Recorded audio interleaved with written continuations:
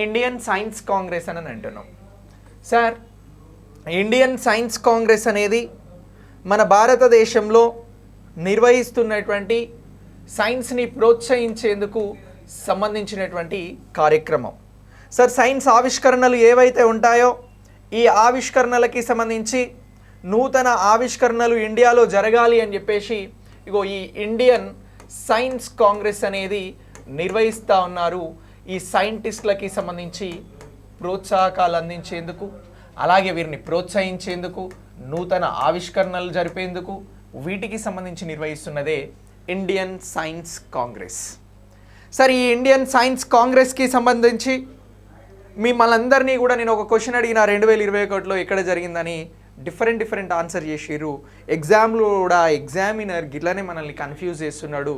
Confuse కాకుండా clarity ఉండేందుకే ఈ క్లాసెస్ని చెప్తా ఉన్నాం సార్. మరి ఇప్పుడు ఇండియన్ సైన్స్ కాంగ్రెస్ అనేది ఎక్కడ నిర్వహించడం జరుగుతూ ఉంది అని అంటే నాగపూర్లో నిర్వహించడం జరుగుతూ ఉంది.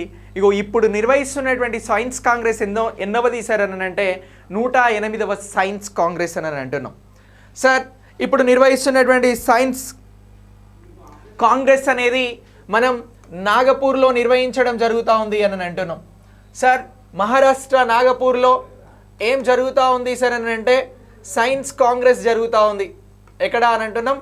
నాగపూర్లో నిర్వహించడం జరుగుతూ ఉంది సార్. నాగపూర్లో నిర్వహిస్తున్నటువంటి ఈ సైన్స్ కాంగ్రెస్ జాతీయ ఇండియన్కి సంబంధించినటువంటి సైన్స్ కాంగ్రెస్. సో దీనికి సంబంధించి నాగపూర్లో నిర్వహిస్తున్నారు అని అంటున్నాం. నాగపూర్లో నిర్వహిస్తున్నటువంటిది 108వ ఇండియన్ సైన్స్ కాంగ్రెస్ అని చెప్పేసి గుర్తుంచుకోవాలి సార్. ఇప్పుడు ఇక్కడ క్వశ్చన్ ఎలా అడగడానికి అవకాశం ఉంటుంది అనేది ఒక్కసారి మనం మాట్లాడదాం. 2023లో 108వ సైన్స్ కాంగ్రెస్ జరిగింది. 2020లో 107వ సైన్స్ కాంగ్రెస్ జరిగింది. అలాగే 106, 105 ఇచ్చి అవి ఏ ప్లేసులలో జరిగినాయి జతపరిచమని అంటారు. ఇలాంటి క్వశ్చన్స్ కనబడతాయి.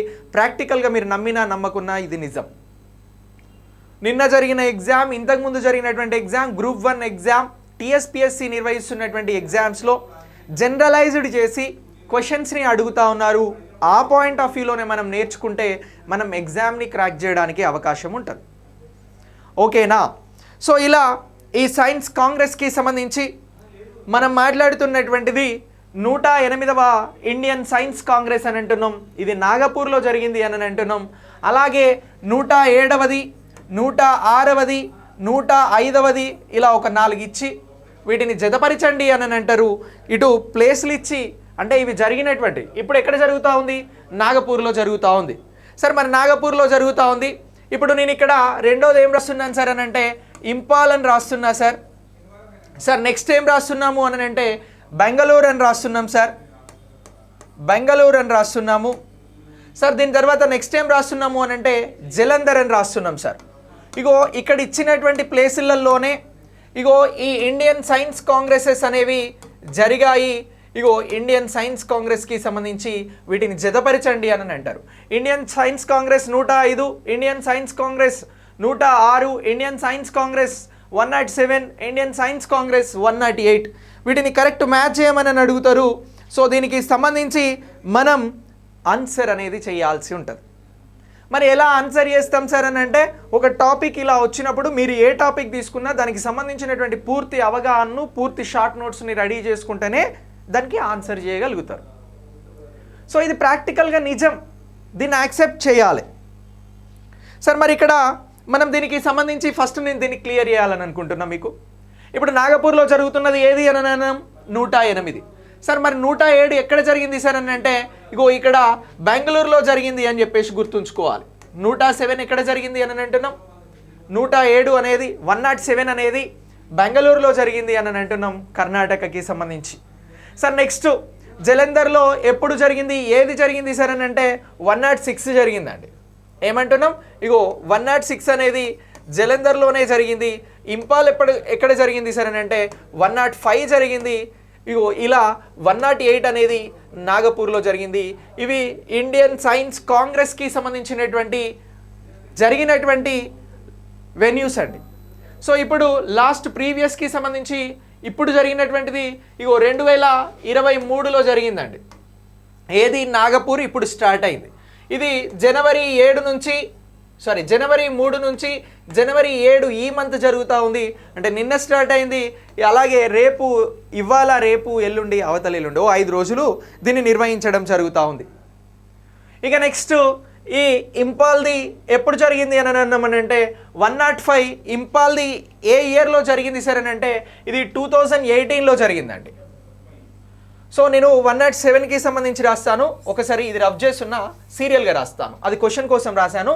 సార్ 107 ఎక్కడ జరిగింది అన్నాము మనము? బెంగళూరులో జరిగింది అని అన్నాం. ఏ ఇయర్లో జరిగింది అని అంటే ఇగో ఇది బెంగళూరులో జరిగింది. బెంగళూరులో ఎప్పుడు జరిగింది సార్ ఇది అని అంటే 2020వ సంవత్సరంలో జరిగింది. 2021, 22 జరగలేదు. డైరెక్ట్ ఇప్పుడు 2023 జరుగుతూ ఉంది. ఇదే 108కి సంబంధించినటువంటి ఇండియన్ సైన్స్ కాంగ్రెస్. సార్ దీని తర్వాత 106కి సంబంధించి ఎక్కడ జరిగింది సార్ అని అంటే జలంధర్లో జరిగింది. ఇగో ఇది ఏ ఇయర్లో జరిగింది సార్ అని అంటే ఇది 2019లో జరిగింది సార్. అంటే కోవిడ్ కంటే ముందు కంటిన్యూస్గా నిర్వహించడం జరిగింది. ఇగో ఇలా జలంధర్లో జరిగింది. ఇది ఎప్పుడు అని అంటున్నాం? 2019 అని అంటున్నాం. సార్ ఇక నెక్స్ట్ 2005 105 ఇది ఇంపాల్లో జరిగింది అని మాట్లాడినాం. సార్ మరి ఈ ఇంపాల్కి సంబంధించి ఏ ఇయర్లో జరిగింది సార్ అని అంటే 2018లో జరిగింది అని చెప్పేసి గుర్తుంచుకోవాలి. ఏంటి సార్ అని అంటే ఇండియన్ సైన్స్ కాంగ్రెస్ అని చెప్పేసి మనం ఇక్కడ మాట్లాడాల్సి ఉంటుంది. సో ఇలా 4 సంవత్సరాలకి సంబంధించినటువంటి డేటాను అడగడానికి అవకాశం ఉంటుంది. నేను ఎగ్జాంపుల్గా ఈ క్వశ్చన్ తీసుకొని ఫ్రేమ్ చేయడం జరిగింది. మీరు ఇలా అనలిటికల్గా చదివితే 100% మీరు సక్సెస్ అవ్వడానికి అవకాశం అనేది ఉంటుంది అని చెప్పేసి గుర్తుంచుకోవాలి. Yes sir, before that Tirupati కూడా జరిగింది. కానీ నేను ఒక 4 ఇక్కడ మీకోసం తీసుకురావడం జరిగింది. కానీ నేను మిమ్మల్ని క్వశ్చన్ అడిగితే అందరూ ఎక్కడో జరిగింది అనుకుని ఆన్సర్ చేస్తున్నారు, కానీ అసలు ఎక్కడా జరగలేదు అని ఏ ఒక్కరూ చెప్పలేదు. ఇలా ఉంటుంది ఎగ్జామ్లో టెంప్ట్ చేయడానికి, ఆన్సర్ చేయించడానికి ఎగ్జామ్లో క్వశ్చన్స్. కాబట్టి ఈ అంశాన్ని ఫోకస్డ్గా గుర్తుంచుకోవాలి అని చెప్పేసి మనం చెప్తా ఉన్నాం. సార్ మరి ఇక్కడ మనం మాట్లాడినటువంటి ఈ ఇండియన్ సైన్స్ కాంగ్రెస్కి సంబంధించి భారతదేశంలో సైన్స్ని మరింత ప్రోత్సహించడానికి సంబంధించి ఇగో ఈ సైన్స్ కాంగ్రెస్ అనేది నిర్వహించడం జరుగుతూ ఉంది అని అంటున్నాం. అగైన్ మళ్ళీ మీకు ఒక క్వశ్చన్, ఇండియన్ సైన్స్ కాంగ్రెస్ అనేది భారతదేశంలో మొట్టమొదటిసారి ఎప్పుడు నిర్వహించడం జరిగింది, ఎక్కడ నిర్వహించడం జరిగింది అని అంటున్నా. ఒకసారి జీకే దానికి సంబంధించిన అంశంగా కూడా మనం ఇండియన్ సైన్స్ కాంగ్రెస్ గురించి మాట్లాడుతున్నాం. ఇండియన్ సైన్స్ కాంగ్రెస్ అనేది మనకి మొట్టమొదటి సమావేశం 1914లో నిర్వహించడం జరిగిందండి. ఎక్కడ నిర్వహించారు సార్ 1914లో అని అంటే దీనిని కలకత్తాలో నిర్వహించడం జరిగింది. ఎక్కడ అని అంటున్నాం? కలకత్తాలో నిర్వహించారు. ఇది మొదటిసారి ఎప్పుడు అని అంటే 1914 అని గుర్తుంచుకోవాలి. అంటే బ్రిటిష్ వారు భారతదేశాన్ని పరిపాలిస్తున్నటువంటి టైంలోనే ఇండియన్ సైన్స్ కాంగ్రెస్ అనేది స్టార్ట్ అయింది. అది 1914లో స్టార్ట్ అయింది. ఇండియన్ సైన్స్ కాంగ్రెస్కి సంబంధించినటువంటి హెడ్ క్వార్టర్ అనేది కూడా, ప్రధాన కార్యాలయం అనేది కూడా ఈ కలకత్తాలోనే ఉంటుంది. ఇది వెస్ట్ బెంగాల్కి సంబంధించి. సో ఇండియన్ సైన్స్ కాంగ్రెస్ ప్రధాన కార్యాలయం ఎక్కడున్నది సార్ అని అంటే కలకత్తాలోనే ఉన్నది అని అంటున్నాం. అది వెస్ట్ బెంగాల్లోనే ఏర్పాటు చేయడం జరిగింది. ఇలా ఈ ఇండియన్ సైన్స్ కాంగ్రెస్ అనేది భారతదేశంలో సైన్స్కి సంబంధించినటువంటి ప్రోత్సాహకాలను అందించేందుకు, సైన్స్ని మరింత ముందుకు తీసుకువెళ్లేందుకు తీసుకొచ్చినటువంటి, ఏర్పాటు చేస్తున్నటువంటి కాంగ్రెస్ సమావేశం, సదస్సు అని చెప్పేసి మాట్లాడుతూ ఉన్నాం. సార్ మరి ఈ ఇండియన్ సైన్స్ కాంగ్రెస్కి సంబంధించి ఇప్పుడు ఎప్పటి నుంచి ఎప్పటి వరకు నిర్వహించారు 2023లో అని అంటే జనవరి 3 నుంచి జనవరి 7 వరకు అని గుర్తుంచుకోవాలి. ఇప్పుడు జరుగుతున్నటువంటి ఇండియన్ సైన్స్ కాంగ్రెస్ ఎన్నవది అని అంటే 108కి సంబంధించినటువంటి కాంగ్రెస్ అని చెప్పేసి గుర్తుంచుకోవాల్సి ఉంటుంది. ఇది ఎక్కడ జరిగింది సార్ అని అంటే నాగపూర్ యూనివర్సిటీలో, మహారాష్ట్రలో దీన్ని నిర్వహించడం జరిగింది అని చెప్పేసి మనం గుర్తించాల్సి ఉంటుంది. సో ఇలా ఇవి ఇంపార్టెంట్ అని అంటున్నాం. మరి దీనికి సంబంధించినటువంటి థీమ్ని ఏం తీసుకున్నారు సార్ అని అంటే science and technology for sustainable development with women empowerment అని చెప్పేసి మాట్లాడుతూ ఉన్నాం. సో ఇది థీమ్ అండి. ఇక్కడ ఇండియన్ సైన్స్ కాంగ్రెస్ని పరిగణించండి అని చెప్పేసి ఎక్కడ జరిగింది అని అడుగుతాడు, స్టేట్మెంట్ లెవెల్లో అడిగితే. దీనికి సంబంధించి ఎక్కడ జరిగింది అన్నప్పుడు నాగపూర్లో జరిగింది అని చెప్తాం. స్టేట్మెంట్ నెంబర్ 2, ఇది ఎన్నవ ఇండియన్ సైన్స్ కాంగ్రెస్ అని అంటారు, అప్పుడు 108 అని అంటాం. ఇగో దీనికి సంబంధించిన థీమ్ ఏమిటి గుర్తించండి అని అంటారు, science and technology for sustainable development with women empowerment అని చెప్పేసి చెప్పాల్సి ఉంటుంది. ఇది థీమ్ అని చెప్పేసి గుర్తుంచుకోవాలి. సార్ నేను థీమ్ని గురించి ఇక్కడ రాస్తా ఉన్నా. థీమ్ గురించి ఏం చెప్పారు సార్ అని అంటే, థీమ్ ఏం తీసుకున్నారు సార్ అని అంటే ఇతివృత్తం. ఇగో ఈ థీమ్స్ మీద కూడా డైరెక్ట్ రావచ్చు క్వశ్చన్, ఇండైరెక్ట్గా రావచ్చు, స్టేట్మెంట్లో రావచ్చు. బట్ ఎలా వచ్చినా మనం ఆన్సర్ చేయాలి సార్ అని అంటే దీనికి సంబంధించి మనం ఏం చేయాల్సి ఉంటుంది అని అంటే థీమ్ని గుర్తుంచుకోవాలి. సార్ థీమ్ ఏమంటున్నాం, science and technology, science and technology, science and technology for sustainable development, for sustainable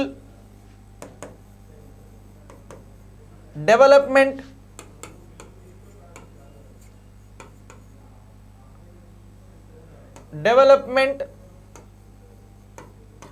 with women empowerment అని అంటున్నాం, women empowerment.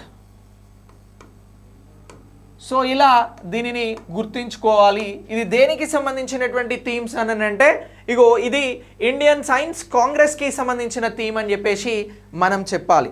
Sir Indian science కాంగ్రెస్కి సంబంధించినటువంటి థీమ్ని ఇటీవల ఏం తీసుకోవడం జరిగింది అని చెప్పేసి అడుగుతారు. అప్పుడు మనం science and technology for sustainable development with women empowerment అంటున్నాం, ఇది థీమ్. సార్ ఇలాంటి కాంగ్రెస్లు కానీ సదస్సులు కానీ ఒక 4 ఇచ్చి ఒక 4 థీములను ఇచ్చి కూడా జతపరచమని అడగడానికి అవకాశం ఉంటుంది. బట్ మనం ఒకసారి ప్రైమరీగా దీన్ని నేర్చుకున్నట్లయితే, ప్రైమరీ థాట్ దీని మీద ఉన్నట్లయితే మనం ఆన్సర్ చేయడానికి ఎక్కువగా అవకాశాలు ఉంటాయి సార్. సో ప్రతి అంశాన్ని ఇలా నేర్చుకోవాలని నేను మరీ నొక్కి చెప్తా ఉన్నా. ఇది చాలా చాలా ఇంపార్టెంట్. సార్ థీమ్ గురించి అడుగుతారు.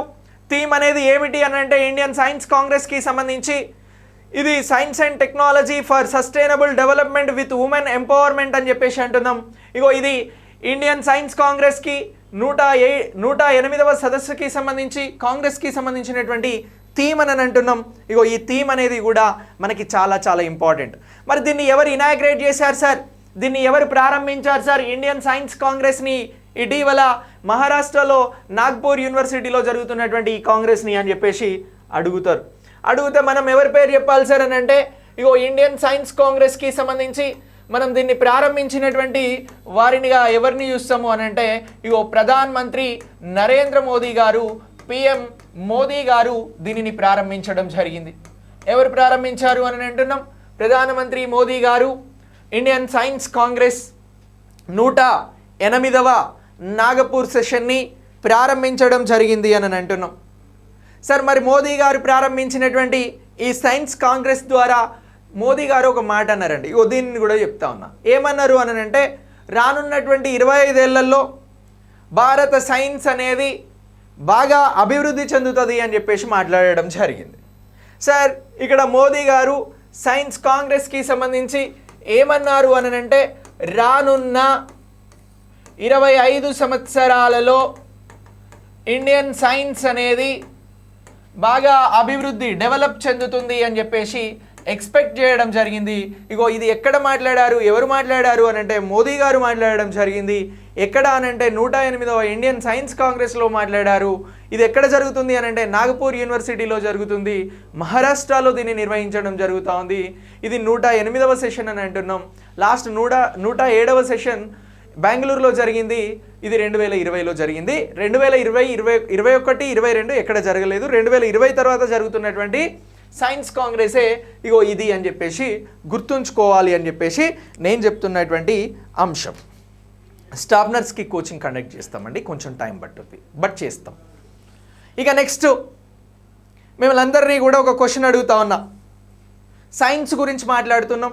సైన్స్ అనేది ఇన్నోవేషన్కి సంబంధించింది, ఆవిష్కరణలు అనేవి జరుగుతాయి.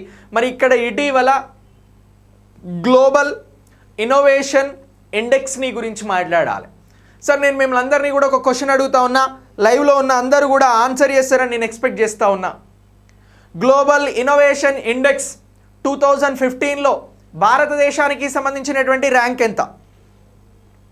Global innovation index.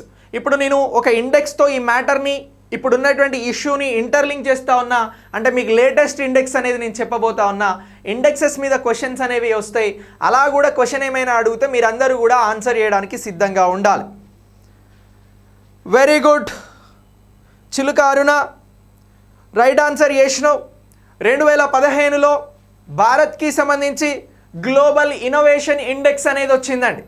సో ఈ గ్లోబల్ ఇన్నోవేషన్ ఇండెక్స్ అనేది ప్రచురిస్తారు. దీనిలో భారత్ ర్యాంక్ ఎంత సార్ అని అంటే 81. అరుణ చెప్పింది వెరీ గుడ్. సో మనం చెప్పేటువంటి అంశాలు అన్ని ఎగ్జామ్స్కి ప్రయారిటీ కలిగినటువంటివి. చాలా ఇన్డెప్త్ అనాలిసిస్ తోటి మీకు ఈ క్లాసెస్ని అందిస్తున్నాం, అది మీకు తెలుసు, వింటూ ఉంటే అర్థమవుతుంది. సో ఇప్పుడు సైన్స్ కాంగ్రెస్ గురించి మాట్లాడుతున్నాం కాబట్టి నేను గ్లోబల్ ఇన్నోవేషన్ ఇండెక్స్ గురించి మాట్లాడుతూ ఉన్నా. దేని గురించి అని అంటున్నాం? గ్లోబల్ ఇన్నోవేషన్ ఇండెక్స్ అని చెప్పేసి అంటా ఉన్నాం. ఈ గ్లోబల్ ఇన్నోవేషన్ ఇండెక్స్ అనేది మనకి ఏ సంవత్సరానికి సంబంధించి అని అంటే 2015 సంవత్సరంలో భారత్ ర్యాంక్ ఎంత అని అడిగిన. ఎందుకు అడిగినాను అని అంటే ఇప్పుడు ఉన్నటువంటి ర్యాంక్తో పోల్చి చెప్పడం కోసం అడిగిన. 2015లో మన భారతదేశానికి అరుణ చెప్పినట్లు 81వ ర్యాంక్ వచ్చిందండి.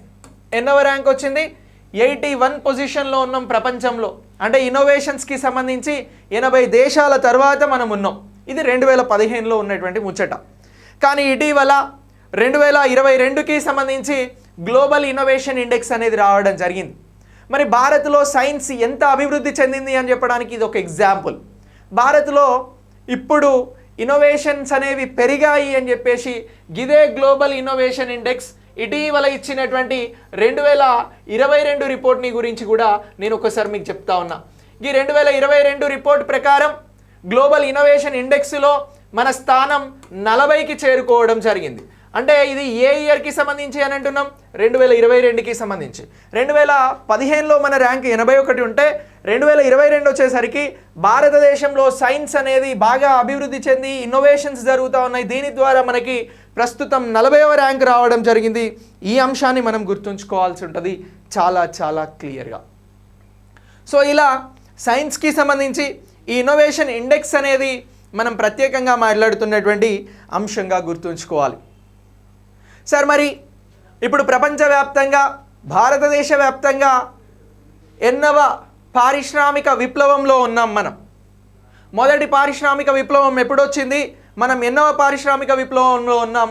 ఈ పారిశ్రామిక విప్లవం ఏదైతే ఉందో, ఇండస్ట్రియల్ రెవల్యూషన్ ఏదైతే ఉందో, ఇది కూడా సైన్స్కి రిలేటెడ్గా ఉంటుంది. కాబట్టి ఈ అంశాన్ని కూడా మీకు ఇంటర్లింక్ చేస్తూ ఉన్నా. మీకు గట్టిగా యూజ్ అయ్యేటువంటి ఇంకొక 4-5 పాయింట్లు చెప్తా ఈ కాన్సెప్ట్లో. కొత్త కాన్సెప్ట్స్ కూడా అవన్నీ. కానీ ఈ కాన్సెప్ట్ చెప్పడానికి నేను పారిశ్రామిక విప్లవానికి తీసుకెళ్తున్నా, అక్కడి నుంచి తీసుకొద్దామని చెప్పేసి మిమ్మల్ని అడిగిన. ఓకేనా సార్? పారిశ్రామిక విప్లవానికి సంబంధించి మొదటి పారిశ్రామిక విప్లవం అనేది ఎప్పుడొచ్చింది అని చెప్పేసి నేను ఒక క్వశ్చన్ అడుగుతా ఉన్నా. పారిశ్రామిక విప్లవం గురించి అడిగిన.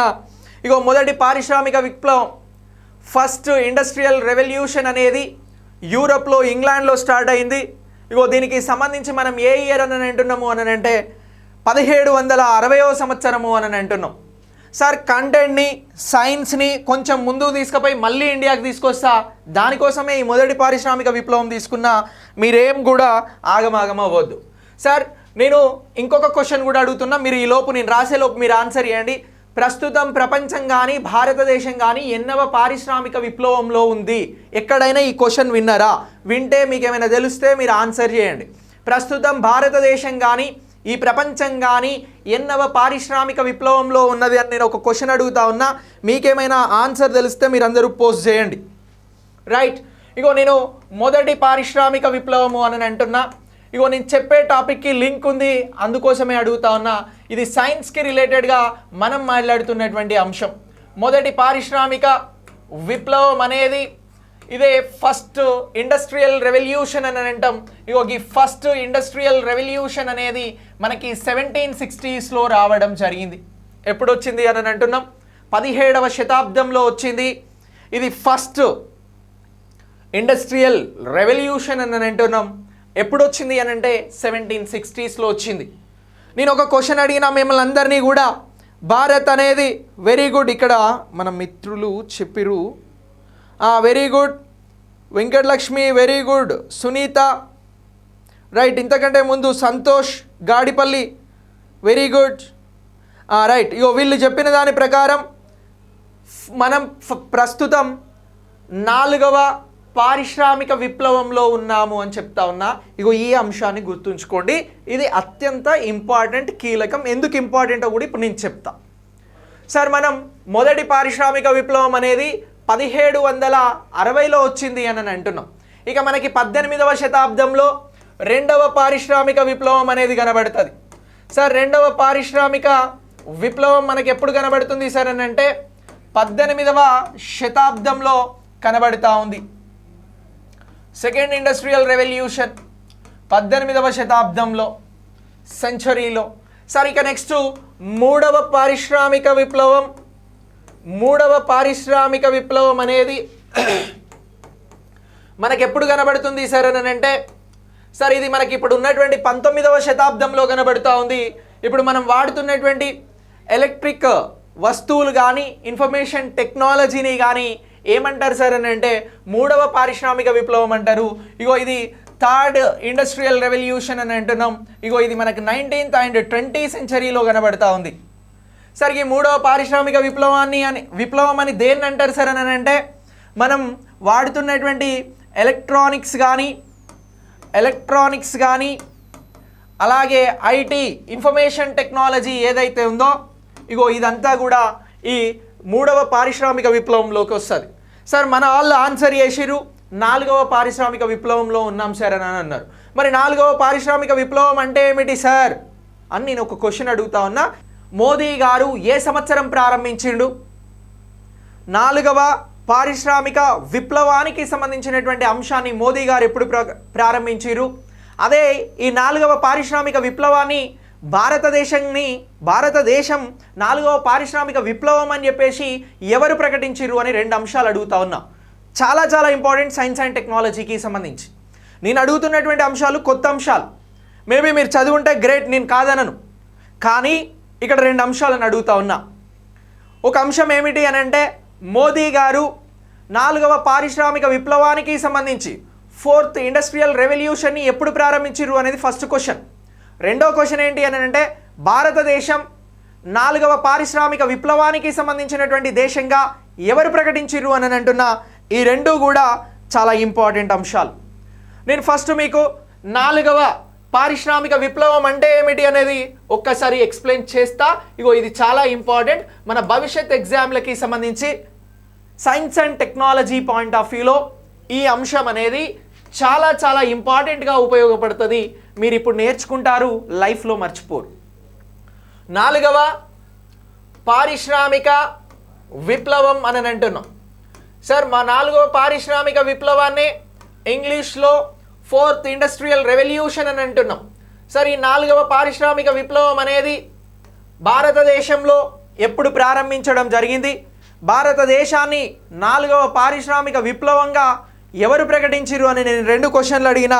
ఈ రెండింటికి సంబంధించి నాకు రైట్ ఆన్సర్ అనేది రాలే, బట్ నేను చెప్పే ప్రయత్నం చేస్తా. ఓకేనా? Very good Sumalatha, very good KNR, very good. 2018 అని రాసిర్రు, వెరీ గుడ్. సార్ ఇప్పుడు ఈ 2018లో 4వ పారిశ్రామిక విప్లవం భారతదేశం అని చెప్పేసి ప్రకటించింది ఎవరు అని అంటే వరల్డ్ ఎకానమీ ఫోరం అండి. ఎవరు ప్రకటించారు అని అంటున్నాం. ఇగో 4వ పారిశ్రామిక విప్లవానికి కేంద్రంగా భారత్ ఉండబోతుంది అని చెప్పేసి ప్రకటించినది ఎవరు అని అంటే వరల్డ్ ఎకానమీ ఫోరం అని అంటున్నాం. ఎవరు ప్రకటించారు? వరల్డ్ ఎకానమీ ఫోరం అనేది ప్రకటించడం జరిగింది. ప్రకటించింది. ఎవరు ప్రకటించారు అని చెప్పేసి అడుగుతారు.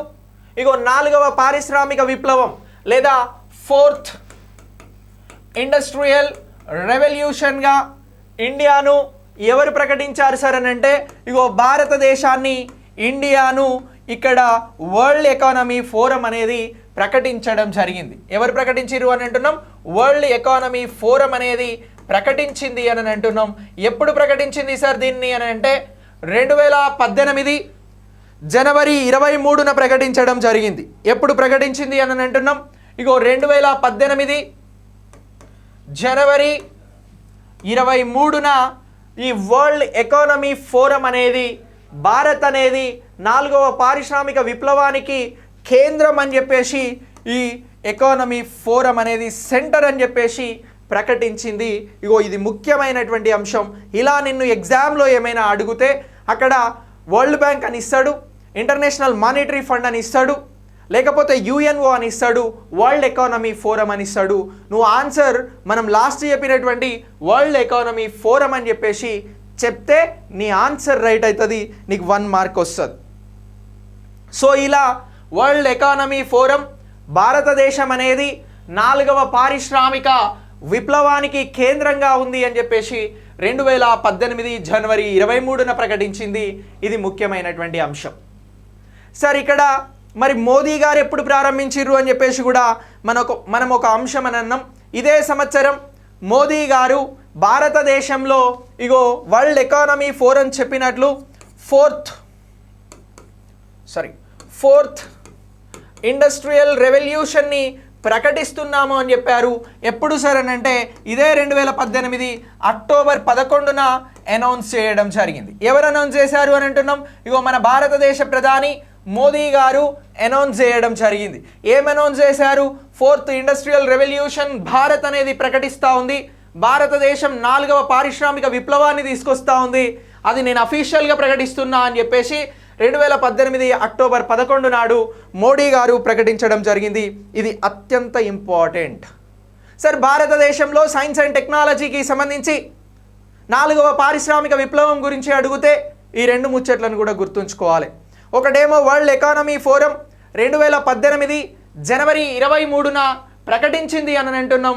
ఏ విధంగా ప్రకటించింది అని అంటే భారత్ అనేది 4వ పారిశ్రామిక విప్లవానికి కేంద్రంగా ఉండబోతుంది అని చెప్పేసి ప్రకటించింది.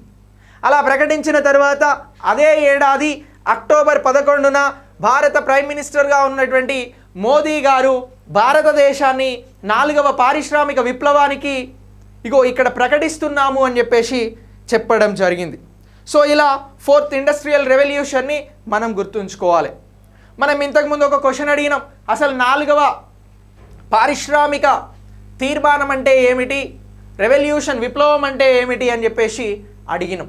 మరి దీనికి సంబంధించి మన మిత్రులు చెప్పారు, ఆర్టిఫిషియల్ ఇంటెలిజెన్స్ అన్నారు, మెషిన్ లెర్నింగ్ అన్నారు. ఇప్పుడు క్వశ్చన్ ఎట్లొస్తుంది అనేది ఒకసారి మాట్లాడదాం.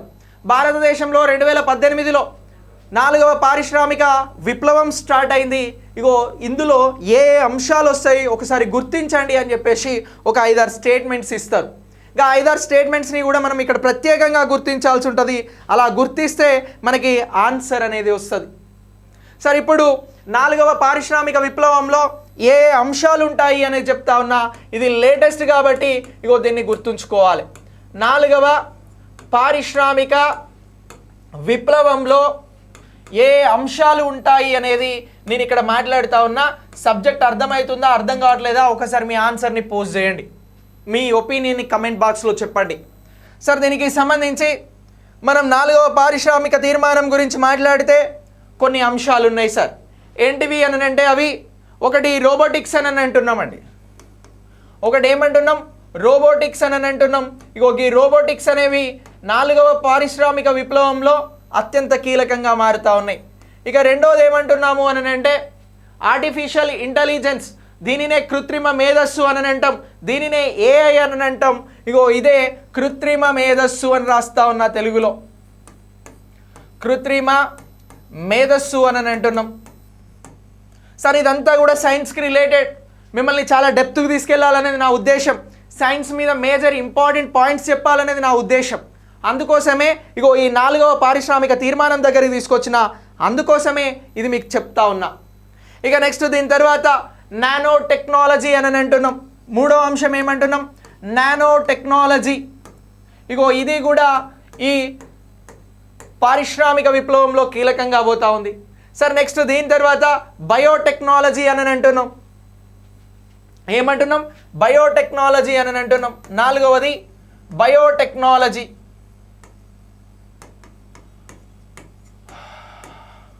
సార్ నెక్స్ట్ దీని తర్వాత 5వ అంశం ఏమంటున్నాము అని అంటే 5వ అంశంగా మనం డ్రోన్ టెక్నాలజీ అని అంటున్నాం. ఏమంటున్నాం? Drone technology.